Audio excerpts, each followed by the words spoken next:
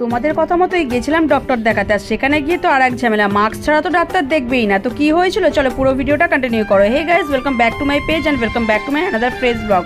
তো গাইস চলে এসেছিলাম এখন হসপিটালে, আর বসে রয়েছে দেখতে পাচ্ছ। মা গেছিল মাস্ক কিনতে, কারণ মাস্ক ছাড়া ডাক্তারের কাছে অ্যালয় করছে না ডাক্তার। তো আমরা অনেক দিন মানে আমি বিশেষ করে অনেক দিন আগে ডক্টরখানায় এসেছিলাম। আমি মানে সচরাচর কোনো কিছুর জন্য ডক্টর দেখাই না, তবে এই পাটার জন্য আমি ডক্টর দেখাতাম না।